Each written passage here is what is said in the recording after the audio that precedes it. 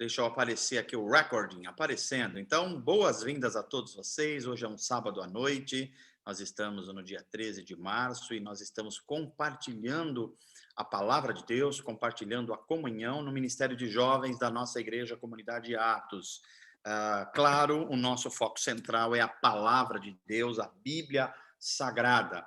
Mas como nós nos propusemos a estudar temas relevantes e complexos do nosso mundo, temas como aborto, eutanásia, temas como a crise climática, temas como direitos humanos, como a questão LGBT, todos esses temas nós resolvemos primeiro nos voltar à palavra de Deus, na sua estrutura pelo menos mais básica, para que a gente tenha referências à hora de abordar esses assuntos. Então, nós estamos estudando este livro aqui, olha, um livro bem com uma linguagem fácil, Bases da Fé Cristã, 20 temas que todo cristão precisa compreender, todo cristão, ok? Então, sejam bem-vindos, nós temos aí uma jornada grande pela frente, mas nós estamos abordando essa estrutura, nós estamos construindo, sabe o que nós fizemos? Nós falamos assim, ó, nós queremos construir esta casa, aí a gente imaginou uma casa legal, uma casa bonita, só que a gente percebeu que, primeiro de tudo, a gente precisa de um bom alicerce para essa casa. Então, é isso que nós estamos fazendo. Nós estamos cavando o baldrame, colocando as brocas, a gente está colocando a massa bem acimentada para que a casa seja construída em cima de bases sustentáveis, ok? Estou vendo com alegria aqui o meu maninho Evaldo Júnior, é isso mesmo, Juninho? Legal! Juninho está aí, nosso músico, nosso mano querido. Deus te abençoe, Juninho. Seja bem-vindo, tá? Não sei se ele está me ouvindo. Acho que está ouvindo, sim. Seja bem-vindo, Juninho. Legal. Bom a gente estar juntos. Vamos juntos. Então, nós estamos, só para a gente não perder a nossa caminhada e a nossa jornada, gente, o link nosso, nós estamos estudando as bases da fé bíblica cristã.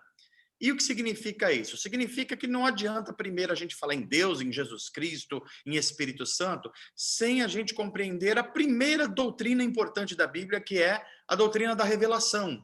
Como é que Deus se revelou? E nós já demos aí uma caminhada, só estou repassando aqui, nós estudamos que Deus se revelou através de um livro, primeiramente, que nós chamamos Bíblia Sagrada. Um livro que tem 66 livros, 39 no Antigo Testamento, ou na primeira parte, e 27 no segundo. Então, o Deus da Bíblia, o Deus revelado em Jesus Cristo, o Deus criador de todas as coisas, é um Deus que fala. É um Deus que fala e, de forma impressionante, é um Deus que ouve também. Então, ele se deu a conhecer primeiro em um livro, e depois na história através da pessoa de Jesus Cristo. Então, quando nós estamos falando em palavra de Deus, nós sempre estamos falando de duas coisas: da Bíblia Sagrada, a palavra de Deus escrita, e da pessoa de Jesus Cristo, a palavra de Deus encarnada. Queria que vocês não deixassem não se esquecessem de forma nenhuma que todas as vezes que estamos falando palavra de Deus, estamos falando de duas coisas: Bíblia Sagrada, a palavra escrita, a pessoa de Jesus Cristo, palavra encarnada, ou seja, palavra feita um ser humano, ok? Então, é diante disso que nós estudamos, então, a doutrina das Escrituras, se a Bíblia é suficiente, se ela é clara, se ela tem autoridade, já vimos tudo isso. E agora entramos na compreensão quem é o Deus cristão, Deus da Bíblia, o Deus criador dos céus e da terra, o Deus que não só criou, mas sustenta todas as coisas. Então, a gente já viu aí muitas coisas e a gente está estudando 24 características de Deus ou atributos de Deus. Já vimos muita coisa aí para trás e agora nós paramos aí no 14º, é isso mesmo, né, Pedrinho? Na verdade, eu não sei se é esse um pouquinho antes. Então, volta só uma tela para a gente ver se já passamos. Deus é amor, eu acho que já falamos Deus é amor. Então, deve ser mesmo o 14. Deus é santo. Aliás, a gente já estava falando um pouco sobre isso. Esse é um tema tão rico, gente, porque é o seguinte: Entre os protestantes, deixa eu lembrar vocês que talvez nem todos estão fazendo os cursos de formação espiritual ou de discipulado. Então é importante, quando se fala no mundo sobre os cristãos ou a cristandade, nós precisamos saber que, historicamente, os cristãos, eles estão em 3 tradições diferentes. 3 tradições. A tradição católica romana, a tradição protestante e a tradição que é chamada de ortodoxa, que ela é muito mais forte, digamos, na parte oriental do mundo, na Rússia, na Grécia e tudo mais. Nós somos cristãos protestantes, e eu já, em algum momento aqui, eu já falei as diferenças entre ser protestante evangélico e ser católico. Tá? Se precisar, depois a gente retoma um pouquinho, mas nós já falamos a respeito disso. E entre os protestantes evangélicos, há pelo menos 3 grandes segmentos, digamos assim, ou 2 grandes, que é o segmento que é chamado de igrejas históricas protestantes ou históricas reformadas, e igrejas pentecostais. E de um tempo para cá, de 50, 60 anos, 70 anos para cá, também os neopentecostais. Mas, para efeito aqui didático um pouquinho, vamos pensar nessas 2 situações. Por que eu estou dizendo isso? Porque nós estamos estudando hoje um dos atributos de Deus que se chama santidade. E esse atributo tem sido um motivo de confusão, por assim dizer. O que significa Deus ser santo e exigir santidade dos seus filhos? Isso tem tirado o sono de muita gente. Tem gente que está se sentindo incapacitada de ser santo. O que é ser santo? É ter uma perfeição moral? Será que é isso? A santidade tem a ver com a roupa que a gente veste, tem a ver com o modo que a gente fala. Santidade tem a ver com não se misturar com este mundo. E o que significa este mundo, na verdade? Então, é por isso que é muito importante essa abordagem aqui dessa característica, desse atributo de Deus, para a gente entender bem. A Bíblia diz que Deus é santo. Antes que eu continue aqui, estou vendo mais um irmão querido, um soteropolitano, João Jardim. Como o nosso HJ também é cultura, vocês, quem não sabia, está sabendo agora, quem nasce em Salvador é soteropolitano. Olha que coisa interessante, né? Soteriologia vem do grego, que é a doutrina, por exemplo, que estuda a salvação. Olha só, por isso que lá se chama Salvador. E politano, claro, que é de cidade, de metrópole. Então, seja bem-vindo, nosso mano soteropolitano, claro que já paulistado, já, né? Legal, João, seja bem-vindo. Vamos lá. Então, a Bíblia afirma que Deus é santo. Agora, não só a Bíblia afirma que Deus é santo, como a Bíblia afirma que Deus é 3 vezes santo. 3 vezes santo. O que significa isso? Significa pelo menos 2 coisas. Pelo menos 2 coisas. A primeira delas é: Deus é separado do pecado. Deus é separado de tudo aquilo que pode ter pecado. Deus é separado da imperfeição que é gerada ou que é resultado do pecado. Agora, quando a Bíblia diz que Deus é 3 vezes santo, ela está se referindo também à Trindade. O Deus revelado nas Escrituras é um Deus, mas que coexiste em 3 pessoas. 3 pessoas plenamente santas. Por isso, santo, santo, santo. Um Deus que é plenamente santo. Mas vamos aprofundar o que significa ser santo. Primeiro, é ser totalmente separado do pecado. Nós já estudamos que o pecado na Bíblia não é só algo que se faz, é um estado de coração diante de Deus e da vida. Então, por exemplo, a pergunta é: ver televisão é pecado? Quando a gente fala isso, nós estamos falando de um objeto ou de um ato. E não é disso que a Bíblia está falando. A questão é, com que você está alimentando a sua alma, através das janelas da sua alma, que são os seus olhos, e como isso está entrando para dentro de você e podendo gerar mal e alimentando as suas pulsões de um homem, de uma mulher caída. Aí nós estamos falando de pecado. Ok? Então, Deus é totalmente separado do pecado. Agora, a gente precisa ir um pouquinho mais adiante. Eu queria agora interagir um pouquinho, porque esse tema é muito, muito importante. Pedrinho, tira a tela um pouquinho, que eu quero ver o pessoal aqui nos quadrinhos.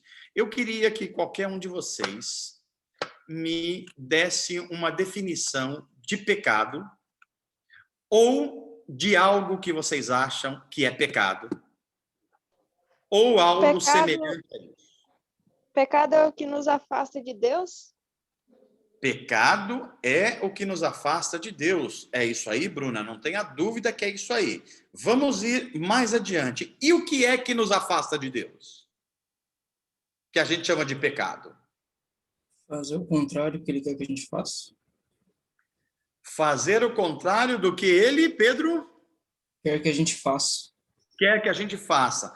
Ok, duas definições aqui. Pecado, primeiro, aquilo que nos afasta de Deus, e depois dizemos que pecado é fazer diferente daquilo que Deus quer que a gente faça. Mas como é que a gente conhece a vontade de Deus e sabe que estamos fazendo contrário a essa vontade? Os 10 mandamentos que tem em Êxodo. Maravilha, Clarinha. Na verdade, é a palavra de Deus. Mas a palavra de Deus, nós já estudamos que ela tem um super resumo, que são os 10 mandamentos, né? Então, nós temos a Bíblia Sagrada, os 66 livros, que é a palavra de Deus escrita. Nós temos os 5 livros da Bíblia, que são chamados de Pentateuco, que é também chamado de os livros que compõem a lei de Moisés. Mas dentro desses 5 livros, em Êxodo 20, tem um trechinho chamado os 10 mandamentos ou as 10 palavras, que é o resumo da vontade de Deus para a vida humana. Muito bem lembrado, Clarinha. E quando é então que nós nos afastamos de Deus, como diz a Bruna, fazemos algo contrário à vontade de Deus, que está descrita em resumo nos 10 mandamentos? Quando isso acontece? E até antes de vir a resposta, pensando na questão de quando o Pedro fala de fazer algo contrário à vontade de Deus, para apimentar um pouquinho a discussão, vamos lembrar de um texto que fala assim, mestre, em teu nome eu expulsei demônios, eu curei enfermos. São sentenças, expulsar demônio, curar enfermos, pregar a palavra, são ações previstas para o cristão fazer, é algo que Deus quer. No entanto, nesse texto que eu estou me referindo, está lá no Evangelho, diz assim, afasta de mim porque eu não te conheço. Olha então, só. Como entender o que é santidade, diante disso que já foi dito, e pensando nesse texto também, que tem então coisas que Deus diz para eu fazer, eu faço, mas ainda assim tem uma possibilidade de eu me afastar de Deus quando eu faço o que Ele está pedindo para eu fazer. Fabi, então é possível a gente até fazer uma coisa boa e estar cometendo pecado. Olha só a seriedade disso. Isso pensando em santidade. Imagina que você chega com uma pessoa que pisou na bola contigo e você chega para ela e fala, olha, eu não vou fazer nada com você dessa vez, viu? Mas você merecia. Eu não vou fazer nenhum mal para você, mas você merecia, por exemplo, ser destruído. Você fez uma coisa boa, que é deixar de fazer o mal. Mas o seu coração não está com a intenção de fazer o bem. Exatamente. Então, é uma questão também de coração. Pecar contra Deus não é só um ato mau, é uma questão de um tipo de coração. Perder a santidade não é só fazer coisa errada. Perder a santidade é perder um coração sensível à voz de Deus e perdeu o senso de arrependimento diante desse Deus magnífico. Isto é pecado. E isso é muito mais sério do que fazer ou não fazer algumas coisas, ou alguma outra coisa ser pecado, ou deixar de ter a santidade. Então, nós estamos entrando, então, por um caminho que eu gostaria muito de entender santidade, que é por que é que Deus é santo e por que é que Deus exige santidade. Se a gente não tomar cuidado, a gente vai achar que Deus é um sujeito pedante. É um ser que fala, oh, eu quero que seja assim e tem que ser assim. Deus passa a ser uma espécie de coronel, de um ser autoritário, de um ser divino que não gosta de ser contrariado e, portanto, impõe um monte de regras sobre a vida. Por que Deus não deixa eu fazer isso? Eu já ouvi gente falar isso. Por que Deus proíbe isso? Como se Deus fosse um sujeito ditador do universo e que tivesse impondo as coisas. Mas Ou a pensar em Bíblia... santidade partindo da ideia de que é um Deus carente. A santidade precisa ser para agradar a Deus, e não para seguir um estilo de vida que seja, não agradar, mas seja coerente ao Deus que eu sirvo. Consegue entender? Então, às vezes, eu trago uma ideia de santidade, uma ideia de que Deus precisa dos meus atos de santidade, que ele está carente desses meus atos de santidade, quando, na verdade, é o contrário. Olha só, então a Bíblia vai afirmar que Deus exige que nós façamos algumas coisas e Deus proíbe que nós façamos algumas coisas. Por que que Deus exige e Deus proíbe algumas coisas? A Bíblia vai dizer, porque ele é santo e ele quer que os seus filhos sejam santos também. Mas então o que é essa santidade que faz Deus exigir algumas coisas e proibir algumas coisas sobre a vida? Aí eu gostaria que o Pedrinho voltasse à tela. Esta santidade, então, conforme a Bíblia Sagrada, não tem nada a ver com um sentimento de ditadura, um sentimento, seja lá de qualquer outra coisa. Tem a ver com zelo pela vida. Um Deus que zela pela vida é um Deus santo. Santidade é zelo pela vida. Por que é que Deus manda a gente fazer algumas coisas? Lá, por exemplo, nos 10 mandamentos. Porque ele zela pela vida. E por que é que Deus proíbe a gente de fazer algumas coisas? Pelo mesmo motivo. Porque ele zela pela vida. É um cuidado de um pai que diz, não faça isso, porque eu conheço a vida, eu sou o autor da vida. E isso vai matar você. Não só biologicamente, mas vai matar os seus sentimentos, os seus afetos, o seu espírito, a sua alma, os seus relacionamentos. Faça isso. Por quê? Porque isso alimenta a vida. Então, um Deus que é santo é um Deus que não convive com o pecado, é separado do pecado. E por quê? Porque ele zela pela vida. A sua santidade, ou seja, o seu zelo pela vida, é que fornece o padrão moral da vida dos seus seres humanos que ele criou. E aí, como a Clarinha nos lembrou, como a Bruna nos lembrou, como também o Pedrinho nos lembrou, o resumo de como Deus é e como ele propõe a vida para os seus filhos está nos 10 mandamentos. Estão lá 10 palavras que regem a vida. Ok? Então, e quando a gente falha, o que Deus faz? Será que Deus lida como os homens e mulheres modernas que falam assim, eu não posso traumatizar o meu filhinho, por isso eu não vou corrigi-lo? O que ele fez? Ele, sei lá, deu uma voadora no coleguinha na escola. E o que você vai fazer? Eu não vou fazer nada, nem conversar com ele, porque se eu fizer isso, eu posso traumatizá-lo quando adulto. Deus é assim? Ou será que Deus é um carrasco que sai batendo nos seus filhos e Deus é assim? Não. Deus é um Deus que, por amar, ele disciplina os filhos. A Bíblia Sagrada vai afirmar no Novo Testamento que só é filho de Deus quem aceita a sua disciplina. Quem não aceita a disciplina de Deus não é filho legítimo, é bastardo. Olha que linguagem que o Novo Testamento vai se utilizar. E por que Deus disciplina a gente? Ora, para que a gente possa participar da sua santidade. E o que é santidade? Santidade é zelo pela vida.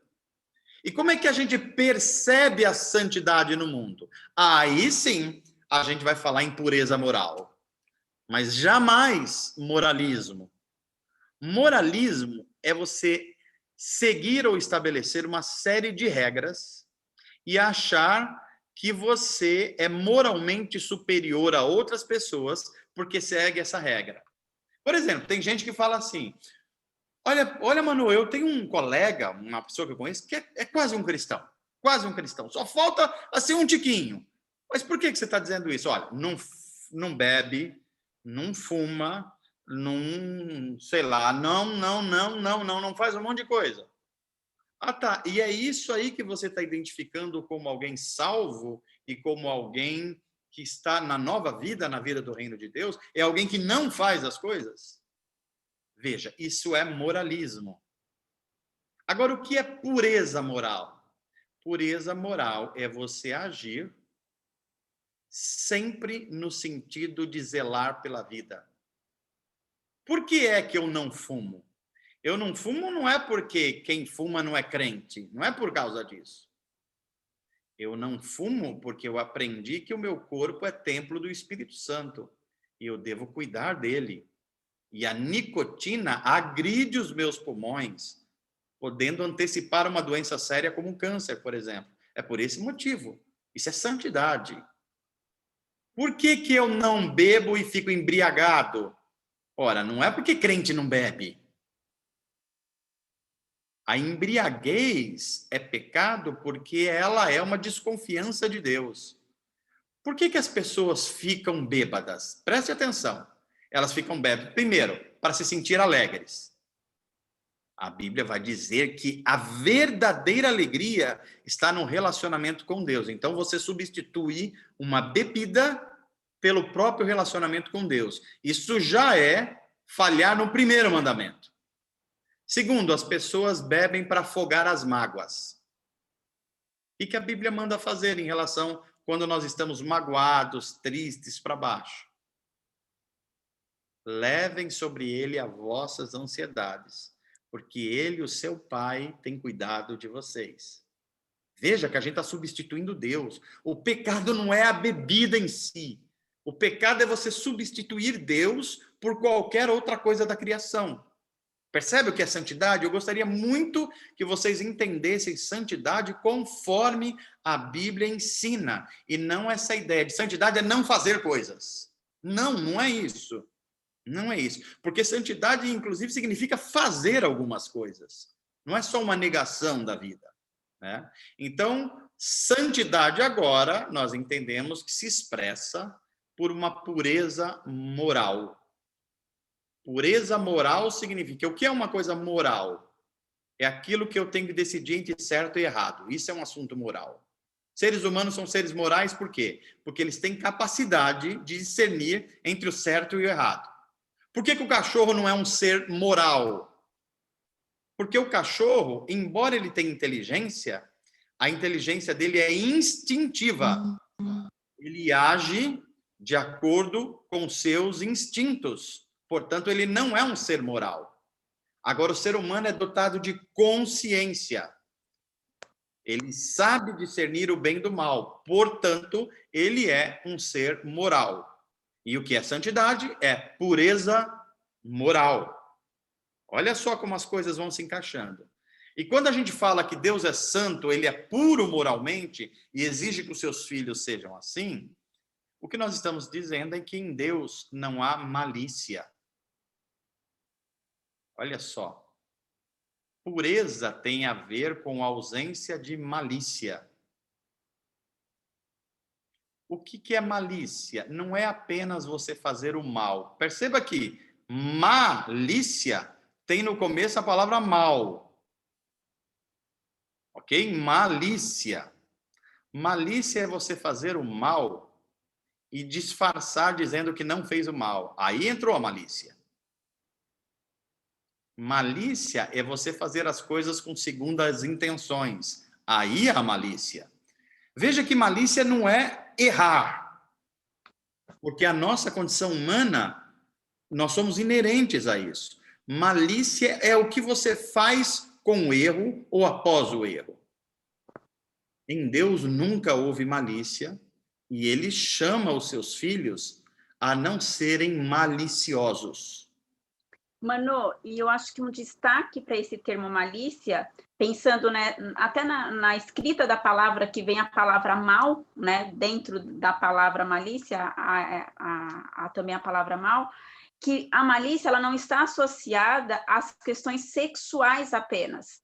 A malícia está relacionada à intenção, como você já bem disse, de fazer algo com duplo sentido. Sem a intenção eu falo algo, ou com a intenção isso é malícia. E não tem uma conotação sexual, porque nós associamos a santidade de uma forma, né, de uma forma até nas grandes denominações, enfim, nós recebemos muita informação de santidade muito em contraponto, ou é um contraponto da questão sexual.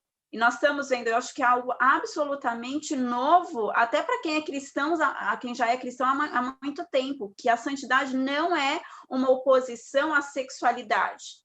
A sexualidade é só um termo que está dentro da malícia, mas tem outras questões morais que precisam trabalhar sempre em favor da vida e não só a sexualidade.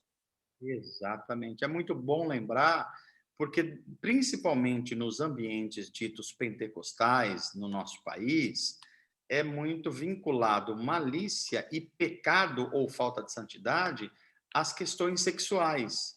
Pecado é pecado sexual. E o resto? O resto não. Aquele irmão mente o tempo inteiro. Tudo bem. Agora, aquele irmão pecou sexualmente. Exclui ele, coloca ele para fora de todas as coisas. Ou seja, tolera-se qualquer tipo de desvio moral, à exceção dos pecados sexuais. Veja, e isso é moralismo, isso não é santidade. A santidade tem a ver com o centro do coração.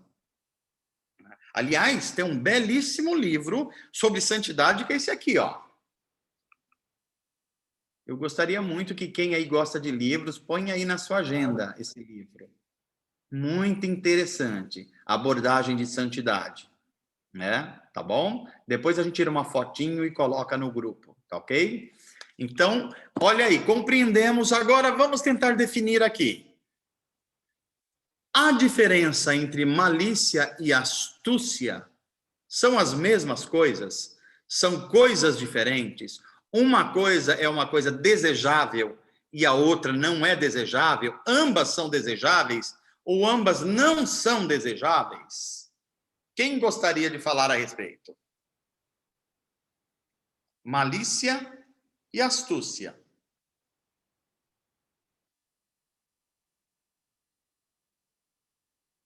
Din dom. Vou fazer aquela musiquinha para vocês, hein?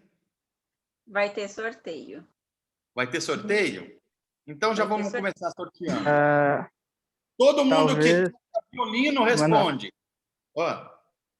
Talvez malícia seja usar da esperteza para fazer o mal e astúcia para se proteger ou fazer o bem. Não sei. Opa! Estamos num caminho muito bom. Astúcia tem a ver com prudência, com inteligência. Malícia tem a ver com intenção. Na malícia, sempre a intenção é má. Na astúcia, é você se usar de um artifício para proteger a vida ou para fazer o bem. É por isso que Jesus pôde dizer nos evangelhos que a gente deveria ser simples como a pomba, mas astuto ou prudente como a serpente. Percebeu? Olha que coisa interessante. Então, assim, por que eu fiz questão de constar isso aqui? Porque há pessoas que entendem que ser cristão é ser um bobalhão.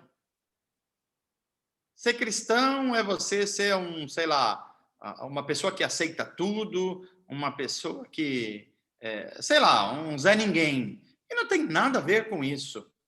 Um cristão é chamado para ficar longe da malícia, mas ele ter astúcia no sentido que nós estamos chamando aqui de prudência. Então, a resposta foi correta, Vitor. É isso mesmo. É usar a inteligência e os artifícios para o bem e para a proteção da vida. Onde malícia sempre carrega uma segunda intenção e essa intenção é sempre má. Essa é a diferença entre as duas coisas. Então, o Deus que é santo abomina a malícia, mas o Deus que é santo manda a gente ter a prudência ou astuta, assim como a serpente é. Ok? Então, eu acho que a gente conseguiu entender. Vamos um pouquinho mais adiante, porque claro que tem um monte de coisa aqui que a gente poderia ainda abordar, mas a gente só está no 14, a gente tem 24, lembra? Né? Bem, um Deus que é justo e correto. Como nós já abordamos algumas coisas para trás, eu acho que aqui dá para a gente ir um pouquinho mais rápido. O que significa um Deus justo? Deus não comete erros. Como é difícil para nós seres humanos. A gente pode até crer, a gente pode até acreditar nisso, mas colocar isso na prática não é fácil. Por que Deus deixou acontecer isso? Por que Deus deixou essa pessoa falecer? Por que é que Deus permitiu que uma criança nascesse com uma doença degenerativa? Por quê? Por quê? Por que eu nasci nessa família? Por que eu nasci nessa raça? Os porquês estão diante da vida e, na maioria das vezes, a gente tem dificuldade de entender que Deus não comete erros.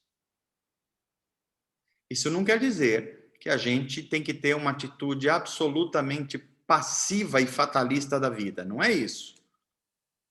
Porque mesmo as circunstâncias complicadas e difíceis da nossa vida, que trazem pesar ao nosso coração, podem ser usadas por Deus, e normalmente são, para transformar o mal em bem. Portanto, Deus não comete erros.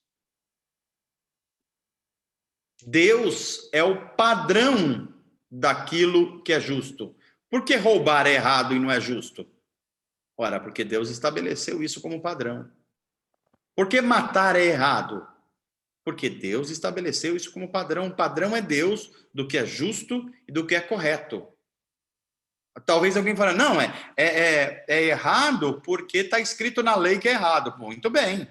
Aí a lei está baseada aonde? Na Constituição do país. Ok, e as constituições são baseadas aonde? Nas cartas de direitos humanos do século XVIII e XIX. E tudo isso é baseado no quê? A gente vai indo, vai chegar aonde? Na lei dada por Deus à nação de Israel, que revela quem Deus é. Então, Deus é o padrão do que é justo. Em razão de ser justo, por exemplo, eu vou fazer uma pergunta aqui. E eu queria que todo mundo que concordasse com a afirmação desse um joinha. Todo mundo que está aí. Olha a afirmação. Deus é justo. Isso é bom? Vamos ver, vocês. Não vi ainda. Saiu um aqui, joinha. Cadê os outros? Mais outros. Tem mais gente ainda que não se pronunciou. Eu falei, Deus é bom. Deus é justo. Isso é bom? Eu acho que a maioria, só um ou dois aqui que ainda não se pronunciou. Não deve haver dúvida. Deus é justo e isso é excelente. Mas agora, olha a afirmação da letra C aqui do nosso slide. Em razão de Deus ser justo, ele precisa tratar as pessoas como elas merecem. Vou fazer a pergunta de novo. Vocês continuam achando que Deus ser justo é uma coisa legal?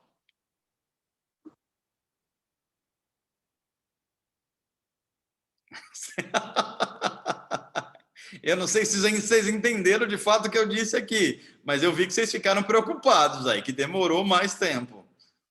O que eu estou dizendo aqui, alertando, Deus é justo, e isso é maravilhoso. Mas justamente pelo fato de Deus ser justo, ele precisa tratar as pessoas como as pessoas merecem. Então vamos aqui perguntar o que nós merecemos. Primeiro mandamento manda a gente lembrar que Deus é o único Deus e que a gente não deve colocar nada no lugar dele. Nós sempre acertamos isso ou na maioria das vezes falhamos? Não precisa nem responder agora. Deus manda a gente não tomar nada como imagem. E às vezes o carro, a casa, ou a profissão, a carreira toma o lugar de Deus ou não? Não tomar o nome de Deus em vão, ou seja, aqueles que são chamados filhos de Deus não podem se comportar como não filhos de Deus, ou às vezes como filhos do diabo. Será que às vezes a gente não tem se parecido mais com o mal do que o bem? Eu nem vou continuar aqui, porque esses três já detonam a gente. A pergunta é, o que é que nós merecemos? Se Deus é o padrão, o que é que nós merecemos? Alguém pode me responder aí?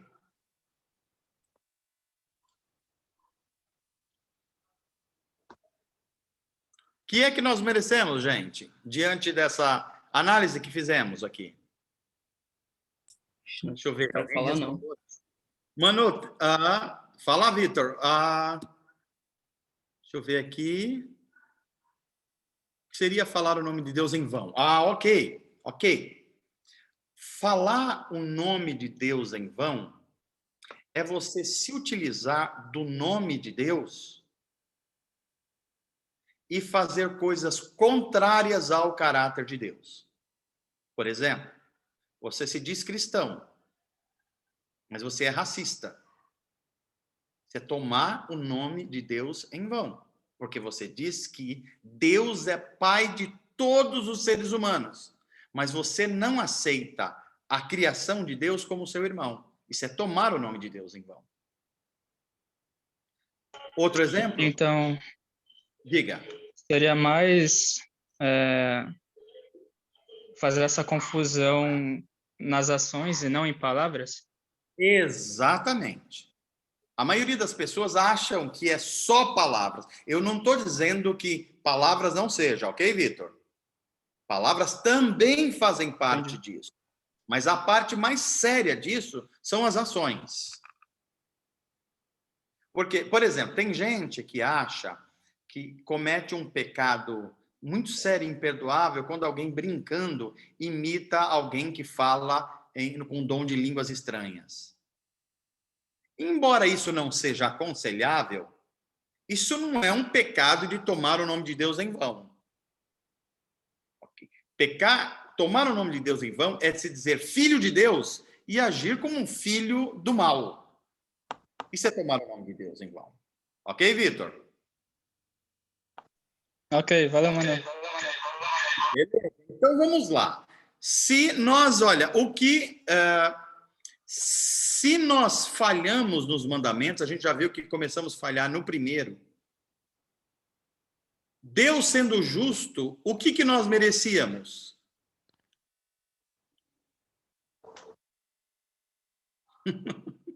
Nós acabamos de falar que é uma maravilha ter um Deus justo, e é verdade. Mas como nós falhamos em relação à vida que ele nos deu, aos alvos da vida, o que seria justo Deus fazer conosco? Seria um castigo, ou então, tipo, a morte. Mas isso seria, acho que no Velho Testamento, porque quando veio Jesus. Mas não sei. Vamos lá, Kelly. Vamos lá. Quem é o dono da vida? Deus. Deus. Foi Deus que nos deu a vida. Se nós usamos errado a vida, o que é justo Deus fazer? Então, pode falar que aí eu já não sei responder, mas tenho certeza que você sabe. Eu te aguardo. Olha só, veja só, vamos pegar um exemplo. Imagina que você é uma criancinha pequena e você tem um pai que fala assim, olha, você é pequenininha e você não sabe usar algumas coisas. Então, o pai vai te emprestar uma coisa. Você precisa usar isso corretamente. Faça isso, não faça aquilo. De quem é isso? É do pai. mas está sobre o seu uso. Ah, Se agora, você hein? usa completamente errado, o que é justo o pai fazer? Tirar aquilo da gente. Pois é. É Porque não foi simples, para essa finalidade que ele me deu. é simples assim. Para Deus exercer a sua justiça e não ser injusto, quando nós falhamos em atingir os alvos da vida, Deus, para ser justo, teria que nos tirar a vida. Porque nós estamos usando mal o que é dele. Entendeu? Então, a implicação de um Deus justo é uma implicação muito mais séria do que a gente imagina. É por isso que na letra D vai aparecer assim: por isso, Deus precisa punir o pecado. Por quê? Alguém já me falou assim, mas, mano, peraí, esse negócio, Jesus não veio e mostrou a bondade de Deus, o perdão de Deus. Por que Deus precisa punir o pecado? Deus não pode esquecer esse negócio? Deus perdoar, esquece, deixa para lá e toca a vida? A minha pergunta é, Deus agindo assim, ele seria justo? A Não. resposta é não. E é exatamente por isso. E você confiaria num Deus que não é justo para direcionar a vida do universo e a sua vida? Não. Não. Então veja que os atributos de Deus são coisas maravilhosas. E apesar deles serem coisas espirituais, eles não fogem à nossa lógica. A nossa lógica consegue ir até um certo ponto a esse respeito. Deus, para ser justo, ele precisa punir o pecado. Só que o Deus que precisa punir o pecado, ele também ama a sua criação. Então, como é que Deus faz? Como é que Deus pode perdoar uma dívida que precisa ser paga? Aí a resposta você deu aí, Kelly, que é a letra E. Então, como Deus perdoa? Deus perdoa por causa da punição de Jesus na cruz. Olha, vamos entender isso. A pergunta é: a cruz de Jesus fez com que Deus se tornasse justo ou injusto? Respondam aí, estou ouvindo. A cruz de Jesus, a morte na cruz, fez de Deus alguém justo ou injusto?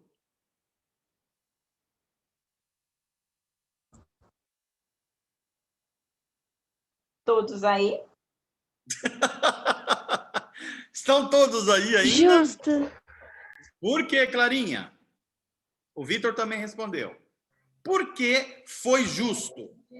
Foi justo porque ele mandou uma única pessoa, no caso o filho dele, morrer por nós e fazer o que era para ser feito por nós. O que Olha era só. para nós fazermos, ele mandou o filho dele fazer por amor a nós, É isso aí, Clarinha, o caminho é esse mesmo. Veja, como Jesus tomou sobre si os nossos pecados, se Deus não estabelecesse a cruz para o seu filho Jesus Cristo, ele se tornaria um Deus injusto, porque ele deixaria de punir o pecado. Então, a cruz é a prova de que Deus é justo e continua sendo justo, e nunca deixou de ser justo. Mas não termina aí a história. Diga. Nesse sentido, Manu, eu acho que é importante pensar que nós desassociamos a pessoa de Jesus Cristo do Antigo Testamento. E se a gente entende que a justiça de Deus e a maneira correta de Deus agir é porque Deus precisava punir o pecado e precisou punir em Jesus, o pecado começou em Gênesis. Jesus está desde Gênesis. Deus já sabia, e a Trindade, que a gente vai ver mais para frente, mas a Trindade já sabia desse plano de redenção na pessoa de Jesus Cristo através da cruz desde Gênesis 3. Na verdade, desde Gênesis 1, quando ele criou, porque ele já sabia das vertentes que o homem teria, inclusive da possibilidade de pecar. E aí eu acho que quando nós pensamos em santidade, principalmente nós jovens, colocando todos aqui no mesmo grupo de jovens, nós temos a tendência de passar o conceito de justiça e de correto a partir dos nossos, a partir das nossas próprias percepções. Então, por exemplo, quando eu questiono a Deus, por que eu nasci na minha família, porque eu tenho as características físicas que eu tenho, porque diversas coisas eu estou passando o conceito à base somente das minhas percepções, e eu esqueço de todo esse quadro que está lá desde Gênesis 1 e que revela Jesus. Então, eu pensei em falar isso justamente porque eu acho que nesse período em que a galera jovem, mais jovem, que estão na faculdade, que estão vivendo dilemas de pele, de namoro, porque um está namorando, porque o outro... Esse conceito é extremamente importante e praticável na vida da juventude. Então, pensem, quando vocês tiverem que avaliar algo a partir da relação do que é justo e correto, olhem para quem vocês são, sim, mas antes vão lá consultar essa beleza e todo esse enredo em torno de Deus e da pessoa de Jesus e da Trindade. Fabi, há uma afirmação que se faz no mundo cristão, vamos testá-la se ela é verdade. A afirmação é a seguinte: o pecado deveria gerar morte, mas só no Antigo Testamento. Depois que Jesus veio, não. Vamos ver se isso é verdade? Ou a gente pode inverter a pergunta. Como Jesus não estava fisicamente no Antigo Testamento, Deus tolerou os pecados sem imputar sua justiça. Vamos ver se isso é verdade? Por exemplo, Gênesis. Primeiro homem e primeira mulher pecam. Quando Deus chama eles para o relacionamento, eles têm vergonha, eles percebem que quebraram uma regra sobre a vida.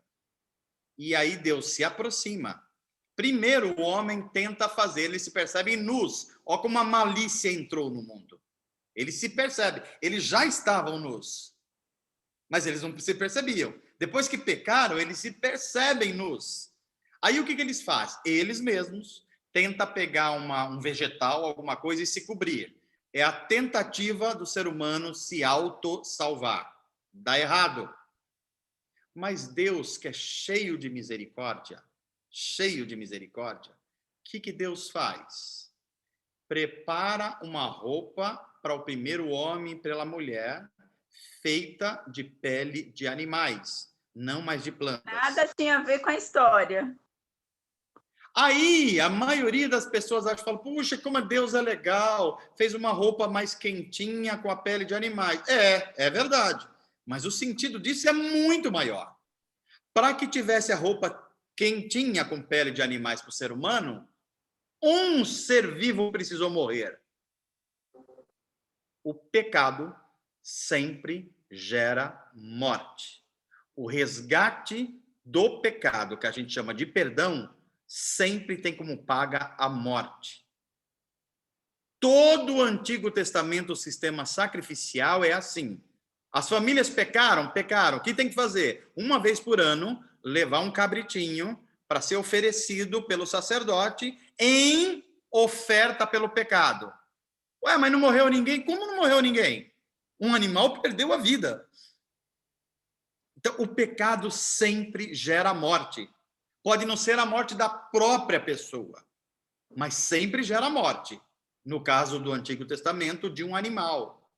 E o pecado gera morte, não é só morte física, morte dos relacionamentos, morte dos sonhos, morte dos afetos. Haja vista, quando nós pensamos nesse tipo de morte, para mim é impressionante ler Gênesis e ver que o Éden continua existindo. A Bíblia dá uma localização física, que está entre rios que existem.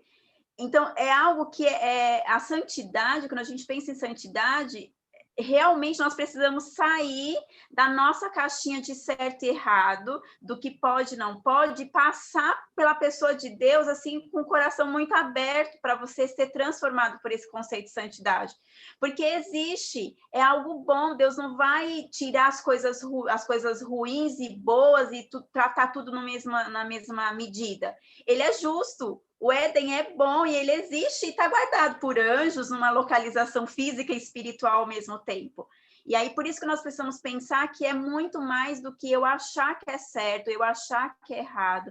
Até quando você fala não é você se conformar com a sua situação, eu nasci na periferia e Deus é injusto porque o meu amigo estuda em... Você tem todas as condições na justiça de Deus de se capacitar, de novo, pensando no salmo que eu li no início, de depositar os seus projetos, os seus planos diante de Deus, e Deus é justo, ele vai honrar, ele vai abençoar, e isso desde sempre. Mas a santidade, a justiça, tem que partir da pessoa de Deus, tem que partir do Deus Pai, da criação.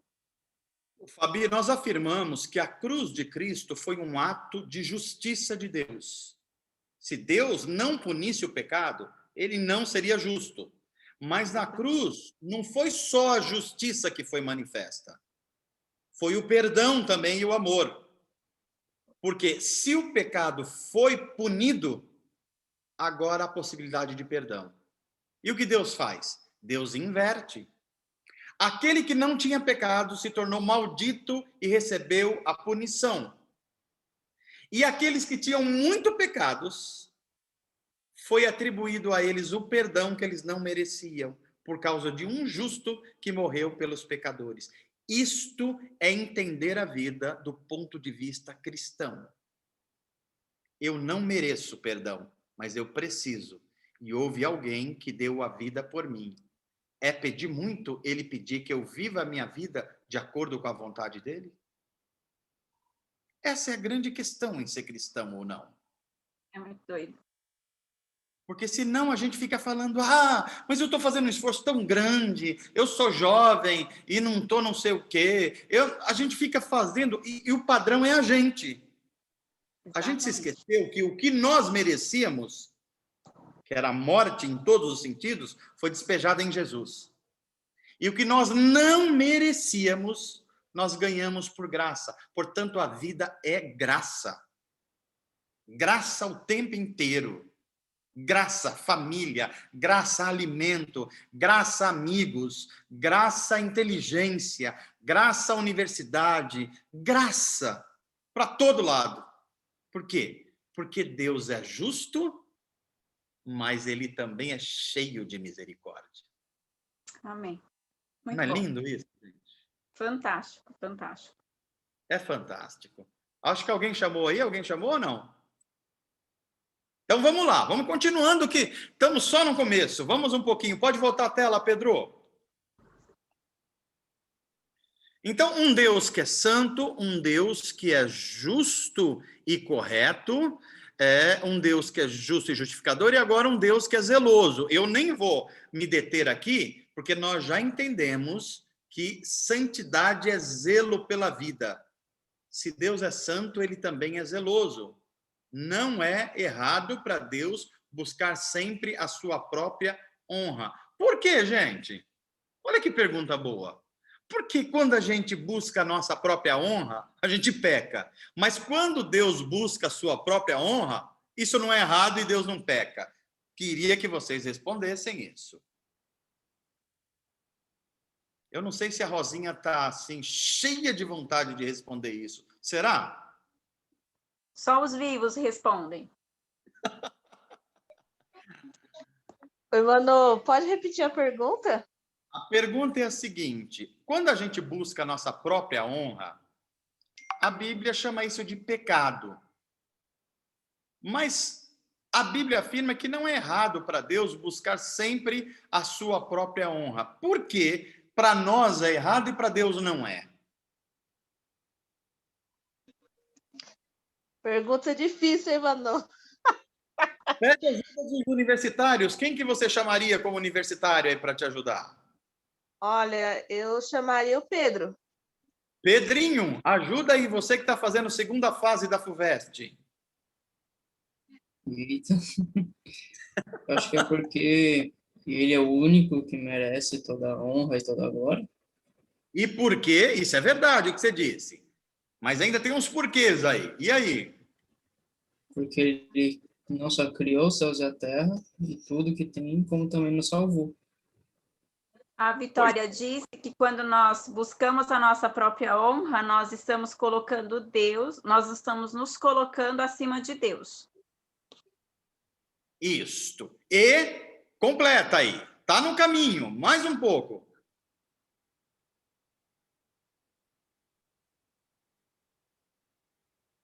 Vamos lá. Eu sei que vocês estão um pouco tensos com essa pergunta, mas deixa eu ajudá-los aqui na caminhada. Veja, nós afirmamos aqui que Deus é justo.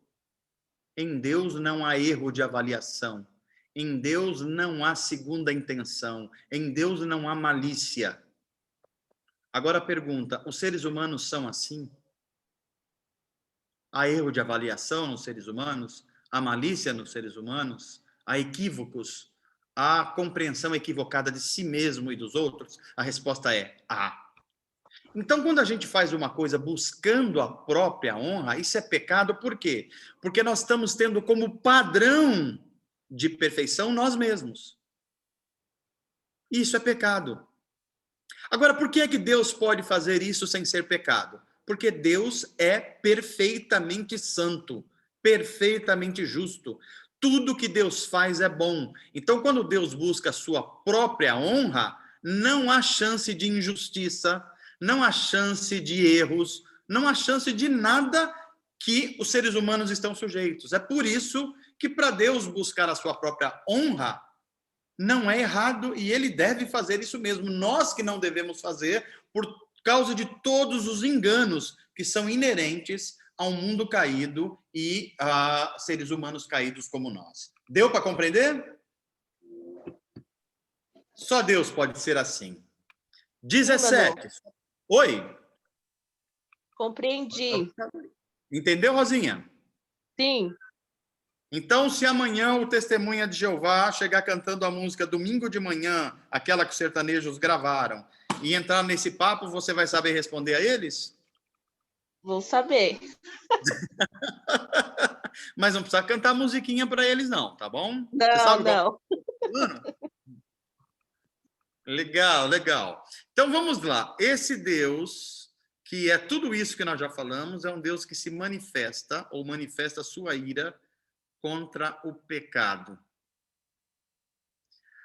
Aqui, naturalmente, cabe a mesma pergunta anterior ou parecida. Se irar é pecado? O que você acha, por exemplo, Harrison? Irar-se é pecado? Irar-se seria se irritar, mais ou menos isso, né? Como que é? Irar-se seria se enfurecer. Por exemplo, o que você acha? Acho que se irar forem se enfurecer, seria pecado. Letícia Guerrard, você concorda com Harrison?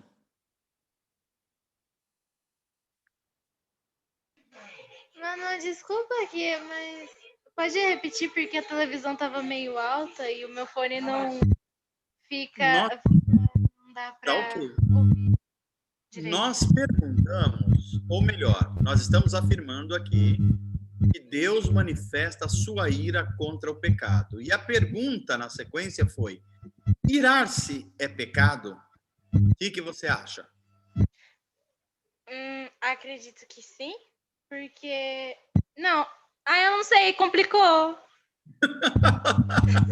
Harrison, continua aí o raciocínio. Harrison. Eu acho que irar-se é pecado porque você perderia o controle. Opa! Leivison, entra na conversa aí, Leivison. Eu acho que sim, por causa que geralmente quando você se ira contra alguém, você está desejando fazer algum mal ou algum mal para essa pessoa.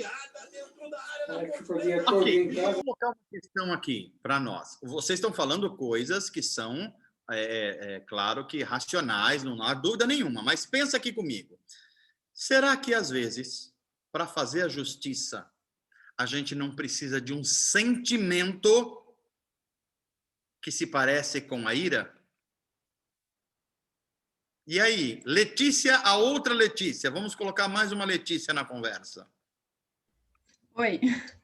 Então, eu não sei se a ira em si é pecado, mas acredito que a ação que pode vir depois dela, muitas vezes pode ser. Opa! Aí nós adicionamos um elemento de qualidade aí na questão. Alguém de vocês se lembra de um texto da Bíblia que fala sobre ira? Tem um texto de Jesus que ele destrói acho que era um mercadinho que tinha no templo, alguma coisa assim, né? Sai quebrando o barraco tudo. Muito bem lembrado. Tá, E o Evaldo está falando aqui, mano, no bate-papo, que referente à ira tem como base o texto de Efésios 4:26, que diz: quando vocês ficarem irados, não pequem, apaziguem a sua ira antes que o sol se ponha. Olha só, palavras do apóstolo Paulo dizendo: se vocês se irarem, portanto, ele admite o cristão se irar, não pequem. Então, para Paulo e na Bíblia Sagrada, é possível irar-se e pecar, e é possível irar-se e não pecar. É possível as duas coisas. Ok? Estão acompanhando até aí? Agora, como é que se ira e não se peca? A Fabi acabou de ler aí, olha. Ô, Mano, Kelly. e aí, nessa questão também entra a coisa do temperamento, né? Porque, tipo, existe ira que a gente pode escolher praticar, no caso, fazer justiça, uma boa justiça, né? Não pensando no lado negativo, e existe ira que a gente faz algo ruim. Exemplo, alguém vem e, tipo, sei lá, tira a vida do meu pai. Cara, é normal do ser humano e natural que a gente fique irado. Só que aí, diante disso, eu escolho se eu vou e mato a pessoa que matou meu pai ou se eu vou para a justiça. E aí eu faço lá a denúncia, tudo mais. É claro que a gente vai ficar muito mal, mas a gente tem dois caminhos. Então, o irar-se é normal, mas a gente consegue ver diante da situação para qual caminho a gente vai fazer. Ou é a luz da Bíblia, ou é a luz da nossa carne humana. Por isso que eu falei sobre o temperamento. Nesse caso aí, como é que a gente se ira e não peca? Nesse caso aí, Kelly. Cara, eu acho que procurando a justiça, orando por essa pessoa, e vai ser muito difícil, eu sei, mas é tipo lembrar que por causa de Cristo a gente não vai fazer igual a dessa pessoa, porque a gente entende que Cristo ainda não encontrou o coração dessa pessoa. Então ela está sobre o pecado, tipo, 100%, sabe? O coração dela já está 100% no mal. Então, talvez se um dia, é claro que isso é muito louco de pensar, mas se um dia a gente se encontrar com essa pessoa e ter a oportunidade de falar de Jesus, a gente provavelmente não vai escolher matar essa pessoa, mas sim falar, tipo, do amor de Deus, de Cristo. O que é difícil, claro, na prática, mas quando a gente, tipo, lembra todos os dias da graça, da cruz, de Cristo, né, do que Deus fez, do que Ele pode fazer, então a gente pratica isso, essa ira, de uma forma boa. Olha, legal que nós estamos refletindo aqui. E é muito importante a gente pensar a nossa fé. Agora, é mais importante ainda a gente não fugir ao texto bíblico. Veja só, é tudo isso que vocês estão falando, mas Paulo vai dizer: quando vocês se irarem, não pequem. E ele diz o que significa isso. Ele diz assim: não vá dormir com aquela ira alimentada no seu coração. Se você for dormir com a ira alimentada no coração, isso é pecado. Se essa ira for dominada e controlada, ela não é pecado. Agora, vamos mais adiante, buscando os outros textos bíblicos. A primeira coisa do problema... Desculpa, Manu, é que a Rosângela mencionou, eu estou com a NVT aqui, a Bíblia NVT, e a Rosângela mencionou Salmos 4, que é a luz disso que você tem dito e complementa o que o Evaldo já trouxe. Salmos 4:4 diz assim: não pequem ao permitir que a ira os controle. Olha que forte, olha que forte, né? E uma definição perfeita. Não pequem ao permitir que a ira os controle. Reflita durante a noite e permaneçam em silêncio. É lindo, não é? Bíblia, ó, eu li a Bíblia. Então, Deus não está proibindo ao ser humano aquilo que ele deu como instinto. Deus não proibiu ninguém de se irar. O pecar ao se irar não é o fato de se irar, é o fato de deixar a ira controlar. A linguagem de Paulo é só diferente, mas a ideia é a mesma. Não vá dormir sendo controlado pela ira. É isso. E o Agora, mais belo disso é olhar, porque é uma coisa que eu tenho aprendido muito com o Enzo. Vou trazer aqui o Enzo para a jogada. O Enzo tem 3 anos. E o que eu percebo hoje com o Enzo é que eu sabia muito pouco sobre as emoções. E que é muito comum colocar todas as emoções num pote só. Então o Enzo está chorando porque ele está com birra, um exemplo. Ele está irado. Ou ir para uma outra linha de que não, tadinho do Enzo, ele é uma criança, ele não sabe nada. E, na verdade, eu acho isso muito belo quando eu olho para Deus e falo, não é nem uma coisa nem a outra, mas é reconhecer emoções que Deus nos deu e que, inclusive, ele sente. Eu acho que nós precisamos refletir à luz da Bíblia que nós não nos respeitamos quando nós não conhecemos o que nós sentimos. Às vezes nós chamamos de raiva o que não é raiva, nós chamamos de falta de amor o que não é falta de amor, porque nós realmente não conhecemos e Deus manifesta os sentimentos a todo tempo. Né? Olhar Jesus, a vida de Jesus, quando Jesus se compadece, o que significa se compadecer? Quando o Pedro trouxe o texto lá do templo em que ele entra e derruba e ele fica irado, o que é isso? Então, é entender que quando Deus, a pessoa de Deus se ira, ele está de novo mostrando, olha, vocês são semelhantes a mim. Mas, porém, vocês precisam olhar para mim, como que eu ajo, para que vocês não pequem. Porque se nós olharmos para as nossas emoções, eu vou, como pensando na questão do Enzo, eu vou falar que ele está irado, vou ficar brava, ou eu vou vitimizá-lo, tadinho dele, o resto da vida. Pois é.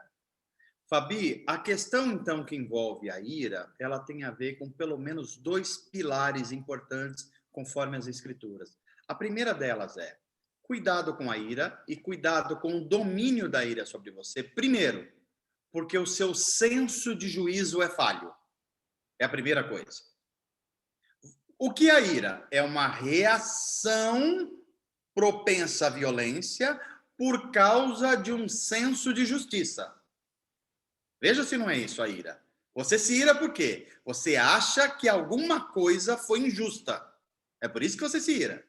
Então, a Bíblia vai falar, primeiro, cuidado, que o seu senso de justiça é falho. Então, há uma tendência muito grande de a ira dominar você, porque você não consegue perceber o todo da realidade. Essa é a primeira coisa. A segunda coisa é, e talvez mais importante, seres humanos não sabem fazer justiça plena. Quando eles tentam fazer... irados. Eles praticam vingança e não justiça. E justiça não é vingança. A Bíblia, inclusive, manda deixar a vingança com Deus, porque só Ele sabe fazer. Seres humanos não sabem. Filhos de Adão não sabem fazer justiça plena. Quando eles tentam fazer, eles normalmente aplicam a vingança. E é por isso que Paulo vai dizer isso. Em termos de ira aos Efésios, não deixe que a ira te domina. E isso fica evidente quando você não vai dormir irado. Isso quer dizer que ela não está te controlando. Você teve o impulso é natural, está nas suas emoções, foi Deus que te deu, está tudo certo. Essa não pode te dominar. E a prova de que ela aqui não dominou é que você não foi dormir com aquilo aprisionando você. Mas por que Paulo vai dizer isso? Por 2 motivos. Primeiro, nosso senso de justiça é falho. E segundo, quando a gente tenta fazer justiça e não coloca nas mãos de Deus, a gente aplica vingança. Pode deixar que eu vou trocar com a mesma moeda. Isso não é justiça, isso é vingança. Então, é este o motivo. É possível irar-se como expressão natural de um afeto, de um sentimento que aflora, mas é possível irar e não pecar. Espero que a gente tenha andado um pouquinho aí. Então, galera, sejam humanos, se irem quando for necessário. Só não deixe elas dominar você. E a prova disso é que a gente não pode dormir com essa companheira chamada ira. De jeito nenhum. E por quê? Porque o nosso senso de justiça é falho. E porque quando a gente tenta fazer justiça conforme o nosso entendimento, a gente costuma aplicar a vingança. Ok? Hoje nós vamos terminar por aqui. Senão a gente entra a noite adentro aqui. E aí a gente continua no sábado que vem, tá ok? Então vamos lá, Pedrinho. Eu tenho uma dúvida. Para eu saber o que é o 18, só para eu saber o que é. O 18 é o desejo de Deus, né?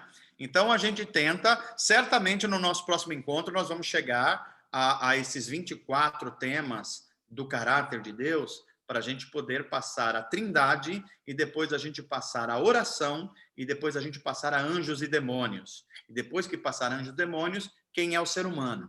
Aí a gente vai estar pronto para discutir aquelas questões que vêm todas lá, que a gente já colocou, tá bom? Mas eu creio que está sendo muito legal esse nosso papo, a nossa conversa. É uma conversa que tem a ver com a realidade da vida, não é um catecismo de pergunta fechada com resposta fechada, não é só dogma colocado goela abaixo, nós estamos pensando a nossa fé. É por isso que o Santo Anselmo, que foi um dos pais da igreja, ele disse assim, a fé... a frase dele, deixa eu lembrar agora que me fugiu um pouco. Ele vai dizer que a legítima fé é a fé em busca da sua inteligência. Olha que coisa legal isso, né? Ou seja, a fé não é contra a inteligência ou a razão. A fé caminha junto com a razão e com a inteligência humana. Só que tem horas que a razão não pode ir adiante e a fé continua. A diferença é essa. Então, andar na fé não é não ser racional. Não é isso, não. Andar na fé é você ser racional até onde a razão dá para ir. E depois, você vai se tornar irracional? Não. Você vai se tornar arracional. Que não é contra a razão. É só que a razão não explica. É isso, tá ok? Gente, foi boa a aula hoje? O que vocês acharam? Vamos abrir os microfones aí. Podem abrir agora e fazer algum comentário. A Clarinha ficou com uma dúvida. A Clarinha perguntou no bate-papo que em referente ao seguinte: quando estamos bravos ou irados e acabamos falando grosseiramente com alguém, estamos pecando? Olha só, vai depender do domínio. Veja, falar, não é toda hora que você fala mamão com açúcar com alguém. Não é toda hora. E a questão não é tanto por exemplo, eu vou dar um exemplo aqui mais estranho ainda para a gente entender. Palavrão. O que é um palavrão? Essa é uma questão que os cristãos se definem, ficam se batendo sobre o que é palavrão. Palavrão não é a semântica da palavra. É a força da intenção do afeto positivo ou negativo que é carregada pela palavra. Deu para entender o que eu estou falando aqui? Por exemplo, uma palavra ela não é palavrão simplesmente porque a palavra é um palavrão. Ela é palavrão porque ela é usada num contexto que está ferindo o outro. Aí ela se tornou palavrão. Ok? Sei lá. Eu não vou dar exemplos aqui para não virar uma... Mas eu estou falando assim. Mano, eu tenho um exemplo que eu acho que dá para utilizar sem falar um palavrão, mas no ambiente cênico, artístico, por exemplo, eu tive amigos que fizeram música e fizeram arte cênica, eu acompanhei muito de perto. Eles, sei lá, numa apresentação de teatro, é absolutamente comum nos bastidores, quando eles estão prestes ali a entrar, a encenar, eles falarem merda um para o outro. A expressão merda. merda, você fica ouvindo isso durante muito tempo, e aí para quem está num ambiente em que a palavra merda está associado não só à questão biológica em si, mas que tem uma conotação, uma semântica de palavrão, e eu estou numa conversa, Clarinha, e alguém usa essa mesma palavra, a conotação é grosseira e me ofendeu, mas tem muito a ver com o ambiente em que ela é empregada. Então, é muito pessoal do ambiente em que você está. Eu não tenho o hábito de falar palavrões. Se numa conversa alguém dispara um palavrão contra mim, se eu não conhecer o histórico dela e a aplicação da semântica da palavra na pessoa, aí pode se tornar algo agressivo. E aí eu vou estar quem está falando possivelmente está controlado pela ira. E aí pode ser pecado. Mas se de repente o merda é um ambiente, um contexto onde todos entendem como uma palavra de incentivo, uma palavra de motivação, não tem o porquê de ter essa conotação de falei um palavrão e fui grosseiro, e pequei. Pois é. Então, olha só, isso leva a gente a pegar os grandes princípios das Escrituras. Primeiro, a Bíblia fala, cuidado com o que você fala, porque as palavras têm poder. Então, é o primeiro princípio. Cuidado, mesmo sobre ira, com o que você vai falar. Porque uma palavra pode machucar muito uma pessoa. Ela tem poder sobre vida e sobre morte. Segundo princípio, é o princípio da lei de ouro dita por Jesus, que é: só faça aos outros o que você gostaria que fizesse a você. Quando você desconfia que você se irou e se enervou e falou com alguém, a primeira pergunta que você deve fazer é essa: mesmo diante dessa pisada na bola, eu gostaria que alguém agisse comigo se fosse eu da forma que eu agi? Essa é uma pergunta central para nós. Central. Porque se a resposta for não, então a gente tem que se desculpar. E aí a desculpa não é porque você chamou a atenção que alguém fez algo errado. Não é no mérito. É na forma. Porque você pode ter razão no que a pessoa fez uma coisa má mesmo, negativa, que deveria ser chamada a atenção. Mas não deveria ser chamado na forma como foi feito. É aí que a ira dominou. Olha como isso é importante. Porque alguém pode falar assim, sei lá, vou usar uma palavra bem leve aqui, chato. Uma palavra chato pode ser usada numa brincadeira. Você tá dando risada de alguma coisa, brincando, aí você fala, seu chato. Mas até o sorriso no seu lábio demonstra que você está usando a palavra chato num contexto que não vai ferir ninguém. Agora veja, uma mulher que está cuidando de uma coisa, cuidando de si mesmo, uma coisa que é importante para ela, e o marido enchendo a paciência dela, ela se vira e fala, você é chato. Isso já tem outra conotação. Isso está afetando pessoas, afeta quem recebeu e quem deu, entendeu? Então, as palavras, elas não são más por elas mesmas. É o contexto que faz ela má. Jesus, por exemplo, chamou os fariseus de raça de víbora. Isso não é um agrado, né? Ninguém agrada o outro chamando o outro de raça de víbora, né? Então, a questão a gente precisa lembrar, respondendo a Clarinha preocupe-se muito com a forma com que você fala as coisas. Porque, às vezes, a gente magoa as pessoas até falando palavras que não são palavrão, mas que magoam. Ironias. E na ira, ironias. Cuidado com ironias. Ironias pode ser uma figura de linguagem interessante, mas ironia pode ferir muitas pessoas. Ser irônico com alguém pode levar muita mágoa, né? Muita mágoa. Diga, Fabi. E pensando na ira, no sentimento que Deus nos permite, a ira é um sentimento que nós precisamos entender que é presente no nosso dia a dia. Sejam mães, casem, aí vocês vão ver que isso é muito mais presente, a questão da ira, mas o princípio continua sendo o nosso leme, o nosso fio condutor continua sendo a Bíblia. Na dúvida, faz o que o Salmos diz, como a Rosângela trouxe, bem lembrado. Reflita durante a noite, fique em silêncio, para não ferir o outro e até para que você aprenda. Eu gosto muito de quando o Mano fala que a vida é pedagógica, você traz bastante essa imagem. A nossa ira tem que ser pedagógica. né? Então, é muito... E quando você tem uma relação hoje casada, e para os meninos, e para, né, que o Manu trouxe aí a questão das palavras, para a mulher é muito forte.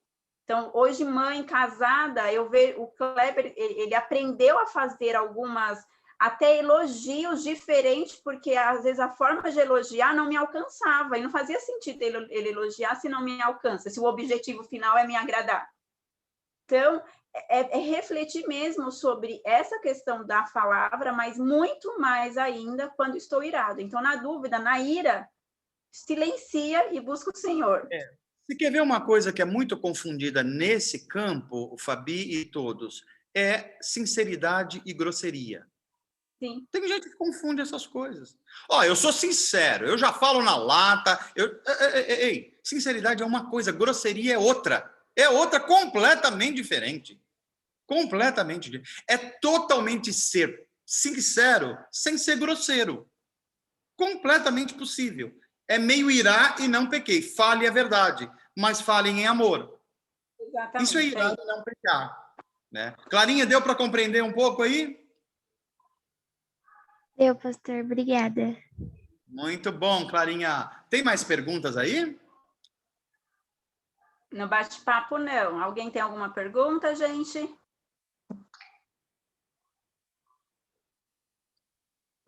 Então, vamos refletindo aí. Olha só, hoje a gente teve também a presença do Evaldo Júnior, muito legal. Também a presença da Rosângela, muito legal. A presença do João, muito legal aí também.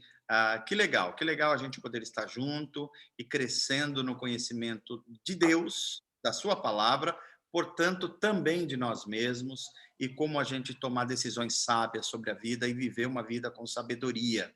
Então, eu fico muito feliz, a gente está crescendo, participando, e mesmo sendo online, a gente está conseguindo ter um clima de interatividade, o que é da maior importância. Não adianta eu ficar falando aqui um monte de conteúdos, se vocês não estão refletindo, não estão interagindo, não adiantaria muito.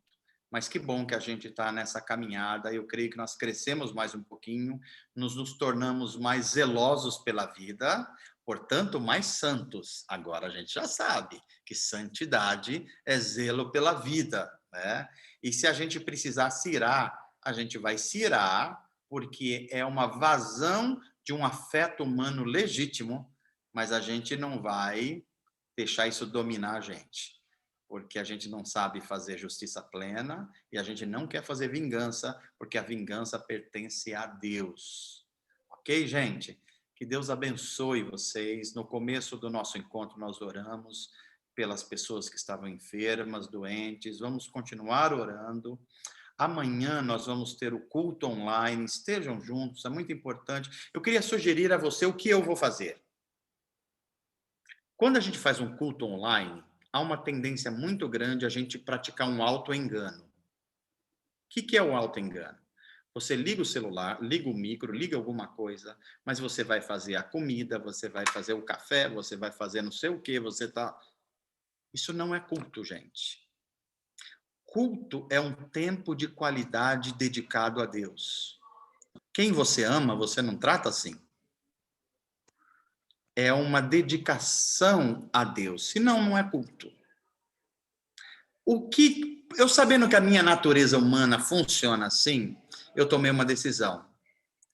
Que, além de eu estar pregando no culto online, que a gente vai ver todos, eu vou me juntar com a Giza aqui às 9h30. E nós vamos começar um culto, nós dois. 9h30. Nós cultuando a Deus, e quando chegar 10 horas, a gente vai assistir online o culto. Portanto, isso vai nos ajudar na nossa disciplina de que culto é tempo de qualidade para Deus. Se não tem tempo de qualidade, nós não estamos cultuando. Nós estamos cumprindo uma tarefa. E se tem uma relação que é prejudicada, pode ser no casamento, no namoro, em todos os lugares. É quando a relação só fica de cumprir tarefa. É horrível. Quando a gente não ama mais com tempo de qualidade. Quando um homem acha que a sua mulher é só aquela que faz comida, cuida do bebê, Isso não é mais amor, isso é cumprir tarefa. O amor é tempo de qualidade. É você tendo um monte de coisa para fazer, você fala assim, amor, como foi o seu dia? Aí sim, porque você está priorizando, você tem muitas coisas para fazer, mas por amor, você está priorizando o que é mais importante. O nome disso é tempo de qualidade. E a gente só pode cultuar a Deus se houver tempo de qualidade. Pensem nisso. Reflitam sobre isso para que a gente adore o Deus único e verdadeiro com tempo de qualidade. Tá bom? Que Deus abençoe vocês, gente. Foi uma grande alegria a gente estar junto. Eu aprendi com vocês. Tchau! Kelly, por favor, Kelly, nós não queremos vê-la de 15 em 15 dias. Olha só, ela já está ouvindo lá, certamente. Tá bom? Fabi, fica com Deus. Pedrinho, todos vocês, fiquem com Deus. Até o próximo encontro. Até amanhã, tá bom? Tchau, Manu. Até amanhã. Tchau, gente. Tchau, Manu. Boa noite, gente.